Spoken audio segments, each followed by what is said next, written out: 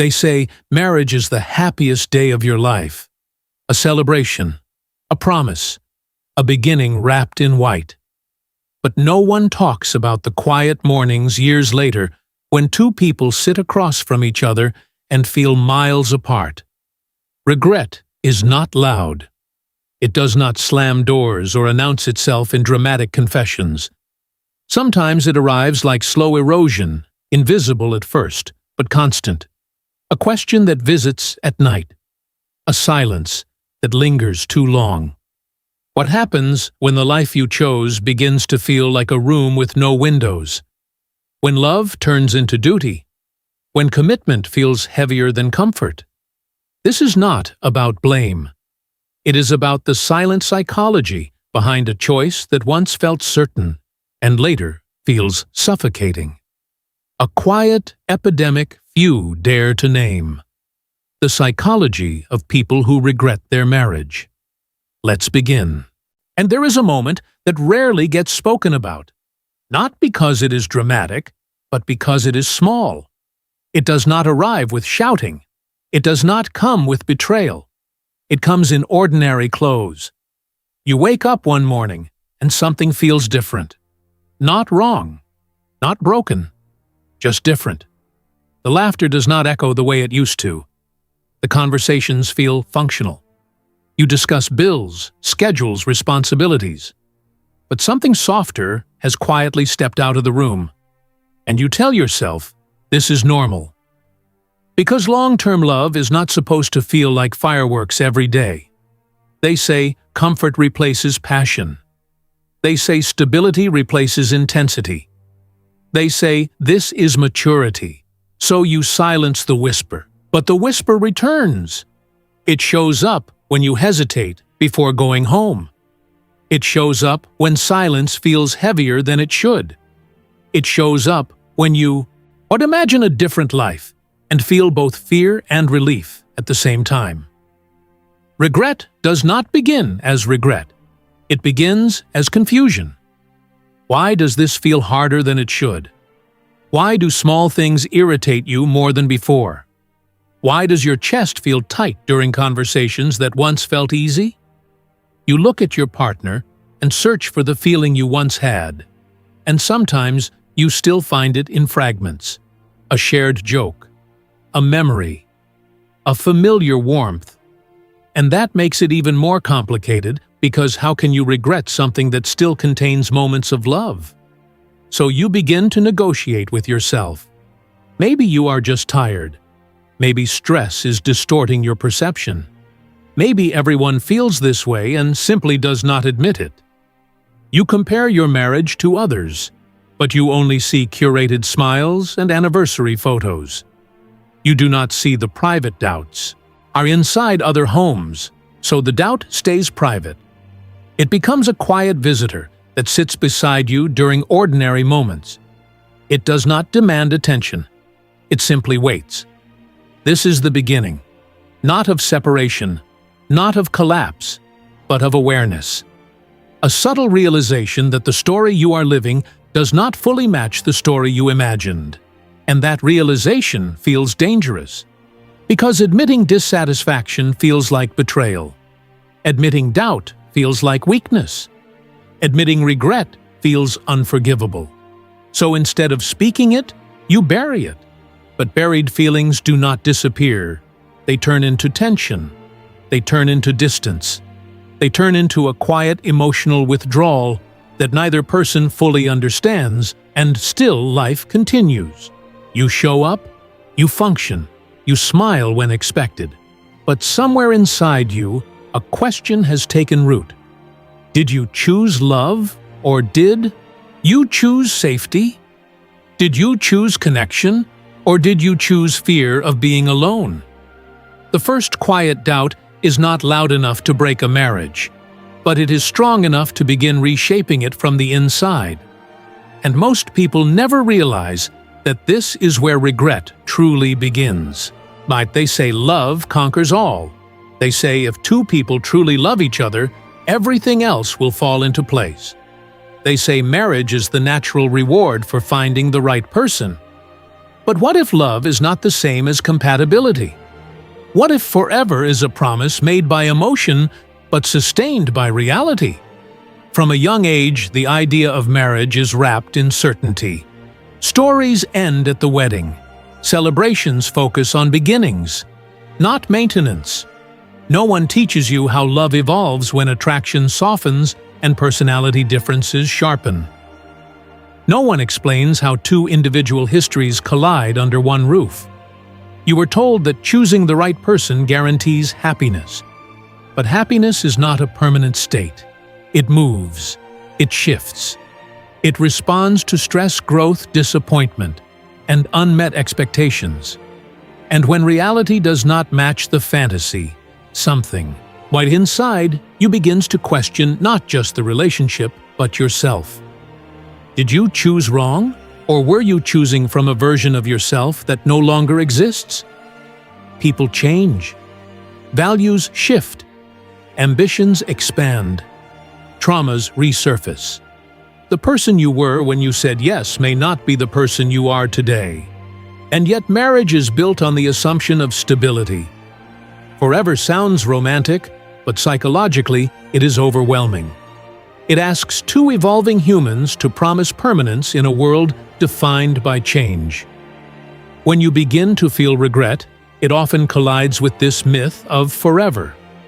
You tell yourself you made a vow. You tell yourself love is a decision. You tell yourself commitment means endurance. But endurance without emotional fulfillment slowly turns into quiet resentment. Society praises those who stay. It rarely asks whether staying feels healthy. You look around and see anniversaries celebrated like victories, as if time alone proves success. But time does not measure intimacy. Time does not guarantee connection. Time only measures duration, and duration without emotional presence can feel like living beside someone rather than with them. This is where regret becomes tangled in shame. Because if marriage is supposed to be sacred, how can dissatisfaction exist within it? If love is supposed to conquer all, why does your heart feel unconvinced? The myth of forever leaves little room for human complexity. It leaves little space for growth that moves in different directions. It leaves little permission to admit that the story you believed may have been incomplete. And so, instead of questioning the myth, you question yourself. You assume something must be wrong with you for feeling what you feel, but regret is not always about failure. Sometimes it is about awakening. Awareness that love alone was never the full equation, and that forever requires more than promises made in moments of certainty. It requires two people growing in the same direction, at the same pace, with the same willingness. And when that alignment shifts, the myth begins to crack quietly, slowly, painfully, and you are left standing between the story you were told and the reality you are living. Long before marriage, there were patterns shaped in childhood, patterns formed in rooms where love was either abundant, unpredictable, distant, or conditional. You did not enter your marriage empty. You carried attachment. You carried expectations. You carried invisible blueprints of what love is supposed to feel like. Some people marry safety. They choose a partner who feels stable, predictable, secure, because chaos once defined their early years. Others marry intensity. They choose passion, emotional highs, dramatic connection, because calm once felt like neglect. Attachment styles do not disappear at the altar. They follow you into shared bedrooms, shared decisions, shared silence. An anxious heart may crave reassurance, but struggle to believe it. Avoidant tendencies may desire closeness, yet feel suffocated when it arrives. Two nervous systems, interacting every day, each shaped by different histories, each reacting to subtle cues the other may not even notice. At first, these differences can feel magnetic. Opposites feel exciting. Complementary traits feel balancing. But over time, what once felt intriguing can begin to feel incompatible. The partner who once seemed independent now feels distant. The partner who once seemed deeply attached now feels overwhelming, and slowly unmet needs begin to accumulate. Not dramatic needs, just small emotional hungers that go unspoken. A wish to be understood without explaining. A desire to feel chosen, not just obligated. A longing for emotional presence, not just physical proximity. When these needs remain unmet, something shifts inside you. You begin to feel unseen even while sitting next to someone. You begin to feel lonely inside a shared space. And loneliness inside marriage feels heavier than loneliness alone, because it carries confusion. You are not physically alone. So why does your chest feel empty? This is where regret can begin to form, not as anger toward your partner, but as disappointment toward yourself. Why did you ignore the red flags? Why did you believe potential would turn into compatibility? Why did you assume love would automatically heal attachment wounds? The truth is, many marriages are built not only on love, but on unconscious repetition. You choose what feels familiar, even if familiarity once hurt. You confuse chemistry with emotional safety. You confuse intensity with depth. And years later, you begin to see the pattern with clearer eyes. But clarity does not erase commitment. It only makes the internal conflict sharper. You realize your partner is not entirely wrong. You are not entirely wrong. You are simply two histories colliding in ways neither of you fully understood at the beginning. Regret in this context is not about villainizing the other person. It is about recognizing that who you were when you chose them may have been choosing from unmet needs rather than grounded awareness. And that realization can feel both liberating and devastating at the same time, because it forces you to confront a painful question. Did you choose love, or did you choose familiarity disguised as love? And once that question takes root, it becomes difficult to silence. Not all damage arrives as a storm.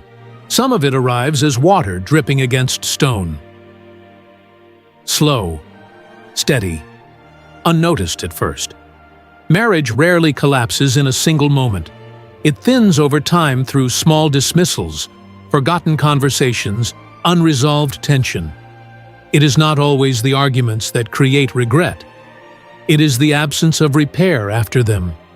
It is the subtle eye roll, the delayed response, the habit of turning toward a screen instead of a face. Individually, these moments seem harmless. Together, they form sediment at the bottom of the relationship. A layer of unspoken hurt. A layer of disappointment never fully processed. You tell yourself it is minor. You tell yourself it is not worth fighting about. But the body keeps score. The nervous system remembers every moment it felt dismissed. Every time vulnerability was met with distraction. Every time emotion was minimized with logic. Over months and years, the emotional climate shifts. The warmth cools. The curiosity fades. You stop asking deeper questions because the answers no longer feel safe to share. And when emotional safety weakens, intimacy quietly follows. Intimacy is not only physical, it is the willingness to reveal thoughts, fears, insecurities without fear of ridicule or indifference. When that safety erodes, you begin to protect yourself even from the person who once felt like home. Protection turns into distance. Distance turns into routine. Routine turns into coexistence. And coexistence without connection can feel like living beside a stranger who knows your habits, but not your heart. Regret begins to grow in this quiet soil, not explosive, not dramatic, just persistent. You start remembering who you were at the beginning. More open, more expressive, more hopeful. You compare that version of yourself to who you are now. More guarded, more silent, more tired. And the comparison stings. It feels like something sacred slowly evaporated without either of you noticing. Erosion rarely announces itself. It simply continues until one day you look around and realize the landscape has changed. The laughter feels rehearsed. The touch feels automatic. The conversations feel transactional. And beneath it all, there is a subtle grief. Grief for what once felt alive. Grief for the version of love you believed would endure untouched. But love is not immune to neglect. It requires attention repair presence. When those elements fade, even unintentionally, resentment begins to crystallize. Resentment is quiet at first. It hides beneath politeness. It disguises itself as indifference. But over time, it hardens, becomes a wall built brick by brick from moments that felt small at the time. Regret does not always come from one catastrophic mistake. Sometimes it is born from 1,000 tiny disconnections that were never acknowledged. And by the time you recognize the erosion, you are left wondering when exactly the distance began. A regret inside marriage is not just painful. It is heavy. Heavy with guilt. Heavy with shame. Heavy with the fear of being misunderstood. How do you explain that something feels missing when nothing appears broken from the outside? You have a home, shared history, shared responsibilities, maybe even children. The structure stands. So why does your heart feel unsettled? This is where the internal conflict deepens. Because wanting more feels selfish. Feeling dissatisfied feels ungrateful. You tell yourself others have it worse. You remind yourself of the sacrifices made, the vows spoken, the promises witnessed. But emotion does not disappear simply because logic argues against it. Instead, it splits you in two. One part insists on duty, commitment, responsibility. The other part whispers about longing, about aliveness, about a version of you that feels dimmed. You begin to live in cognitive dissonance, holding two opposing truths at once. I love this person, and I am not fulfilled. I care about this life, and I feel trapped. The mind tries to resolve the tension. It searches for flaws in your partner. It searches for flaws in yourself. It replays memories, looking for proof that the regret is justified or irrational. But clarity rarely arrives in extremes. Most marriages that breed regret are not abusive or catastrophic. They are simply misaligned. And misalignment is harder to name because it lacks drama. It is subtle. It is quiet. It does not provide a villain to blame. So the guilt intensifies. You feel guilty for imagining a different life. You feel guilty for moments of emotional detachment. You feel guilty for noticing attraction elsewhere, even if you never act on it. Guilt becomes a constant companion. It polices on your thoughts. It questions your character. It asks, who are you to want more when you already have enough? But enough according to whom? Society measures enough in stability, in appearances, in longevity. It rarely measures enough in emotional resonance, in psychological safety, in shared growth. When those deeper needs remain unmet, you may start shrinking parts of yourself. You suppress curiosity. You mute ambition. You soften opinions to avoid conflict. You convince yourself that compromise means silence. But silence accumulates, and what is not expressed turns inward. It becomes quiet resentment toward your partner and toward yourself. You begin to grieve privately. Grieve the life you imagined.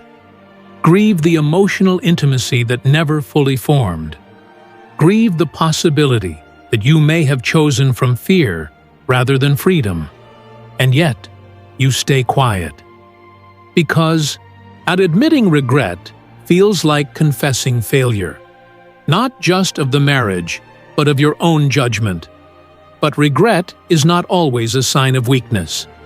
Sometimes it is a signal that a part of you has been unheard for too long. And the guilt you carry may not be proof that your feelings are wrong. It may simply be evidence of how deeply you value responsibility, even at the cost of your own emotional truth. If fear has a subtle way of shaping decisions, it does not shout, it whispers. It weighs on every thought about the future. Many who feel regret in marriage do not act immediately, not because they love less, but because leaving carries uncertainty. Loneliness, financial instability, social judgment. Change itself is terrifying. You have invested years into this life, into this partner, into this home. Every day spent together adds to the invisible ledger of commitment. The mind begins to calculate loss versus gain. Sunk cost fallacy clouds judgment. You tell yourself staying is safer, but safety can feel like a cage. A cage with familiar walls, but no open windows. Fear does not only bind you to your partner. Fear also binds you to routines you once chose without question. It binds you to expectations, family opinions, the imagined shame of failure. And in this cage, the heart quietly rebels. Desire for connection, fulfillment, growth becomes louder as comfort becomes duller. You may begin to imagine alternative lives and feel both longing and terror. The internal struggle is not about the other person. It is about confronting your own needs and desires in a context built for endurance rather than emotional alignment. Choosing to leave feels like abandoning history.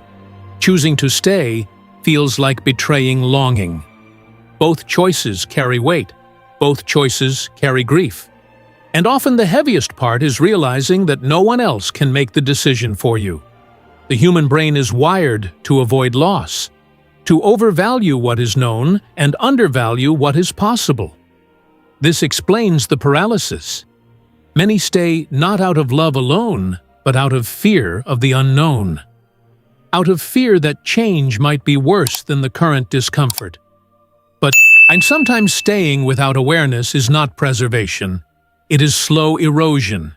It is living beside someone rather than with them. It is coexistence without presence. It is the mind negotiating with fear, while the heart quietly mourns. And in that mourning, regret grows, anchoring itself in unspoken thoughts, in muted conversations, in longing that cannot be named. The tension between staying and leaving becomes a constant internal dialogue. A dialogue between responsibility and authenticity, between fear and desire, between what is comfortable and what is alive. An awareness often arrives quietly, like the first light before dawn. You begin to notice patterns you once ignored. You notice the way your own fears shape your reactions. You notice the subtle ways your partner's behaviors trigger old wounds. And instead of judging these realizations, you simply observe them. This is not about assigning blame. It is about understanding the mechanisms of your heart and mind. Regret begins to lose some of its power when it is met with clarity. Clarity does not erase discomfort. It does not make choices easier, but it allows honesty to exist without condemnation. You can acknowledge dissatisfaction without declaring failure. You can recognize unmet needs without vilifying your partner. You can understand that attachment patterns, early conditioning, and unmet expectations all played a role in shaping the present moment. This awareness can feel like a quiet reckoning. A soft light illuminating corners of yourself and your relationship that you never examined before. You may begin to accept that some things cannot be changed. The past cannot be rewritten. The decisions already made cannot be undone. But awareness allows the present to exist without denial. It allows emotion to be named and held without shame. It allows grief to be felt without being mistaken for weakness. And sometimes this awareness opens space for connection, even within imperfection. Even when love is not what it once was, understanding allows compassion for both yourself and your partner. It allows a kind of reconciliation not with circumstance, but with truth, with what is real and human and complex. Integration is not solving every problem. It is not forcing resolution. It is permitting yourself to see just the whole picture without judgment.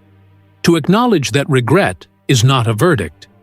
It is information, a signal, a reflection, a mirror showing where emotional needs were met and where they were not. It is a step toward living consciously rather than unconsciously, carrying awareness through every choice you make and every conversation you hold. Regret does not always demand action. Sometimes it asks for reflection. Sometimes it asks for gentle acknowledgement. It asks you to sit with yourself and recognize the complexity of your choices, and to see that regret does not equal failure. It is a quiet teacher, a mirror held up to unmet needs, unspoken desires, and the ways life and love evolve over time. You begin to notice the subtle beauty in what remains, the shared memories that still warm your heart, the laughter that still sparks in fleeting moments, the rituals that continue to anchor you even when intimacy has shifted. And in this noticing, there is a strange relief, a recognition that regret is not condemnation. It is awareness. It is the quiet pulse of life, reminding you that your heart is alive, that your mind is observing, that your capacity to feel deeply has not vanished. You may choose to stay or to leave. You may choose to rebuild or to redefine. What matters is that the choice comes from conscious recognition rather than fear or avoidance. That you honor your feelings without letting them become shame. That you witness the erosion without letting it destroy your sense of self. That you recognize the patterns without letting them imprison you. A quiet reckoning is a permission to be honest with yourself, to hold contradictions, to sit with longing and duty simultaneously. And perhaps most importantly, to understand that life and love are rarely perfect, but always meaningful. And if this video made you feel seen, if parts of this reflection felt familiar, if something quiet inside you was touched, you are not alone. You do not have to label your experience or carry it in silence. If you'd like to stay connected, consider subscribing to a space where we explore the hidden corners of the human heart and the subtle truths of emotional life. Your words, if shared, may help someone else feel less alone. Take care of yourself. You deserve gentleness. You deserve to heal.